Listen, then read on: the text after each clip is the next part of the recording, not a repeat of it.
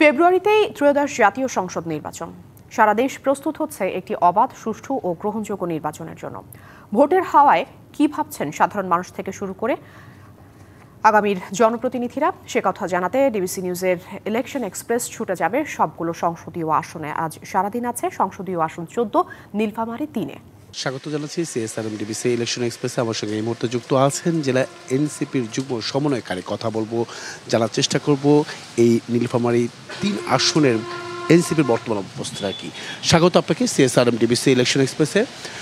যেহেতু তরুণদের দিয়ে একটি গঠন করা হয়েছে এই দলটি, সেক্ষেত্রে আপনাকে সম্ভাব্য প্রার্থী হিসেবেও সবাই বেছে নিচ্ছে, সেটা আসলে কি কারণে? আপনি কি করতে পেরেছেন বা কি করবেন? ধন্যবাদ ডিবিসি নিউজকে, ধন্যবাদ জানাচ্ছি জলঢাকা উপজেলা জাতীয় নাগরিক পার্টির সহযোদ্ধাবৃন্দের। ডিবিসি নিউজের মাধ্যমে জলঢাকা সর্বস্তরের মানুষকে ধন্যবাদ জানাচ্ছি। আপনি যেটা বলেছেন, আসলে আমাকে জলঢাকার সর্বস্তরের জনগণ কী কারণে প্রার্থী হিসাবে বেছে নিয়েছে। আসলে আপনি দেখবেন জলঢাকা উপজেলার আন্দোলন সংগ্রামে আপনি যদি একজন নির্যাতিত, নিপীড়িত, কারাবন্দী, যেটাই বলেন না কেন, এবং বিশেষ করে ন্যায়সঙ্গত যত আন্দোলন সংগ্রাম আছে, আপনি যদি আজকে জলঢাকা উপজেলার হাসপাতালের অবস্থা দেখেন, আমরা জাতীয় নাগরিক পার্টির পক্ষ থেকে যখন ওই হাসপাতালে আমরা ভিজিটে গেলাম, তখন একটা জেনারেটরও ওখানে ছিল না বা চলে না।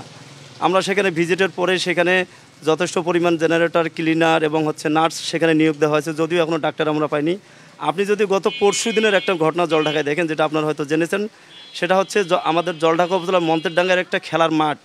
এই মাঠ যখন এক ভূমিদস্যু দখল করে, তখনও কিন্তু জাতীয় নাগরিক পার্টির পক্ষ থেকে আমরা সেখানে নেতৃত্ব দিয়েই আমরা সেই মাঠটাকে, ভূমিদস্যুর হাত থেকে মাঠটাকে উদ্ধার করি। আপনি যদি আরেকটা জিনিস খেয়াল করবেন, নীলফামারীতেও অতি সাম্প্রতিক একটা বড় ঘটনা, সেটা হচ্ছে ইপিজেটে ওখানকার শ্রমিকদের সাথে যৌথ বাহিনীর একটা সংঘর্ষ হয়। এই সংঘর্ষে আপনি নীলফামারীতে তো আসলে অনেক রাজনৈতিক দল আছে যারা দিনের পর দিন বহুদিন ধরে রাজনীতি করে আসছে, সাধারণ মানুষকে, শ্রমিকদেরকে ব্যবহার করে।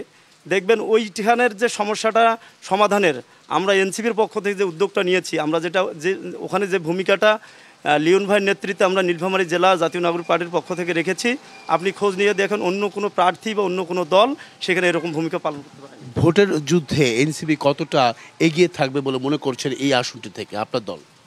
ধন্যবাদ। এনসিপি একটা তারুণ্য নির্ভর দল।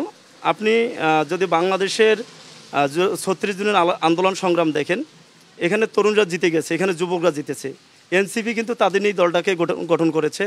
আমরা প্রত্যাশা করি তরুণ এবং ছাত্ররা যেখানে থাকে এবং যদি এরা সকলে ঐক্যবদ্ধ থাকে, অবশ্যই এনসিপি বাংলাদেশের রাজনীতিতে অবশ্যই ভালো করবে বলে আমি বিশ্বাস করি।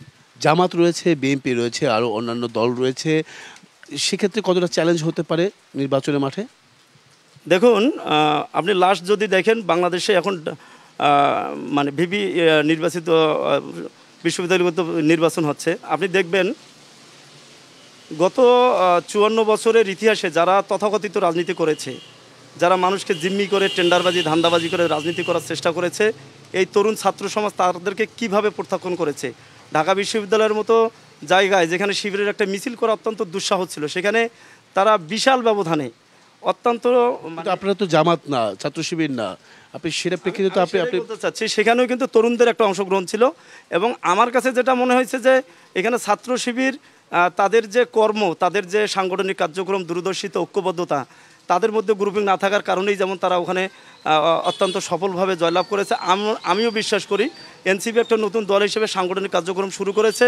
তরুণরা যদি আমরা যদি এনসিপির শীর্ষ পর্যায়ের নেতৃবৃন্দ তরুণদের দৃষ্টি আকর্ষণ করতে পারি, মন জয় করতে পারি, সামাজিক কার্যক্রমের মাধ্যমে মানুষের, শ্রমিকদের যদি আমরা পাশে থেকে তাদের বিপদে আপদে সহযোগিতা করতে পারি, আমি বিশ্বাস করি তরুণরা অবশ্যই আমাদের পাশে থাকবে। অসংখ্য ধন্যবাদ। আমাদের সঙ্গে আপনি এতক্ষণ যুক্ত ছিলেন। পরবর্তী সংবাদ দুপুর 2টায় থাকছে ভিন্ন কোনো রাজনৈতিক দলের তৃণমূল পর্যায়ের নেতাকর্মীরা কি ভাবছেন আগামী নির্বাচনকে কেন্দ্র করে, সেসব বিষয়ের সঙ্গে থাকুন সিএসআরএম ডিবিসি ইলেকশন এক্সপ্রেসের।